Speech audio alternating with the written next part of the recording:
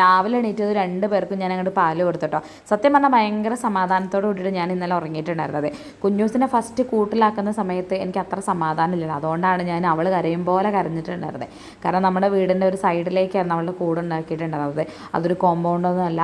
അത്യാവശ്യം ആ ബാക്ക് സൈഡിലൊക്കെ നല്ല കാടും കാര്യങ്ങളൊക്കെ ഉണ്ടായിരുന്നു. അവരുടെ കൂടിൻ്റെ ഭാഗം സേഫ് ആണെങ്കിൽ പോലും ബാക്ക് സൈഡിൽ വേറെ ജന്തുക്കളൊക്കെ വരാനുള്ള സാധ്യതകൾ വളരെ കൂടുതലായിരുന്നു കേട്ടോ. അതുകൊണ്ട് അത്രയും സമാധാനക്കേടൊന്നും എനിക്കിവിടെ ഉണ്ടായിട്ടില്ല. കാരണം ഇവർ സേഫ് ആൻഡ് സെക്യൂർ ആണ്. ഒരു മതിലിനകത്താണ്, അവർക്ക് കാവലായിട്ട് കുഞ്ഞൂസും മേട്ടും ഒക്കെ ഉണ്ട്. അങ്ങനെ ഒരുപാട് സമാധാനം ഉണ്ടായിരുന്നു കേട്ടോ. പിന്നെ രാവിലെ ഇവരുടെ ഈ ഒരു കളിയും ചിരി കണ്ടപ്പോൾ തന്നെ ഇന്നലത്തെ ആ ഒരു ഇച്ചിരി ഉണ്ടായിരുന്ന വിഷമം അങ്ങോട്ട് മാറി കേട്ടോ.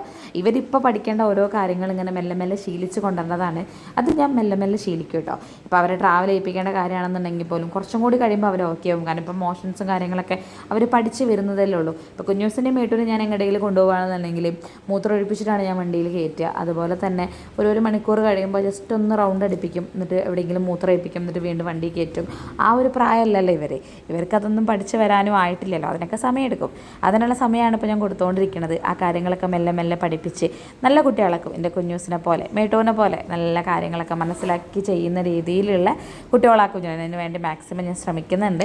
ശ്രമം ഇന്നോ നാളെയായിട്ട് വിജയിച്ചിട്ടില്ല എന്നുണ്ടെങ്കിൽ പോലും വിജയിക്കാതിരിക്കില്ല. വൈകിയാണെങ്കിലും എല്ലാം ഞാൻ വിജയിപ്പിച്ചിരിക്കും ഗൈസ്.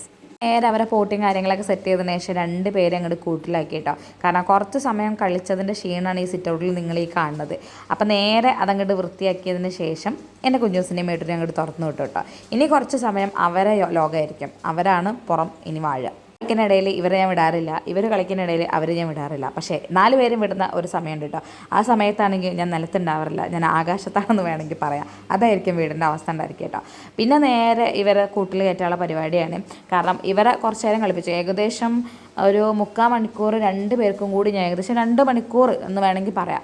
2 പേർക്കും കൂടി കളിക്കാനുള്ള സമയം കാര്യങ്ങളൊക്കെ കൊടുത്തതിന് ശേഷം എല്ലാവരും ഞാൻ അങ്ങോട്ട് കൂട്ടിലാക്കാണ് കേട്ടോ. ഇവരെ കൂട്ടിലാക്കിയിട്ട് വേണം എൻ്റെ ബാക്കി കാര്യങ്ങളൊക്കെ ചെയ്യാൻ വേണ്ടിയിട്ട്. ഇത് മേട്ടൂനൊക്കെ കൂട്ടിലാക്കാൻ ഭയങ്കര എളുപ്പമായിരുന്നു കേട്ടോ. പെട്ടെന്ന് തന്നെ ആൾ കൂട്ടി കയറിയിട്ടുണ്ടായിരുന്നു. കൂട്ടി കയറിയത് നേരെ 2 പേരും നോക്കിയിട്ടുണ്ടായിരുന്നത് ഫാനുമൊക്കെയായിരുന്നു കേട്ടോ.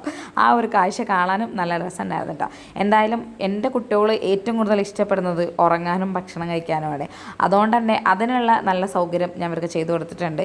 പിന്നെ നേരെ അങ്ങോട്ട് 2 പേര് അങ്ങോട്ട് ഉറങ്ങും കേട്ടോ. ഇനിയിപ്പോൾ ഇവരെ ഭാഗം കുറച്ച് സമയത്തേക്ക് എനിക്ക് നോക്കണ്ട, ബ്രഞ്ച് ടൈമിൽ മാത്രം നോക്കിയാൽ മതി.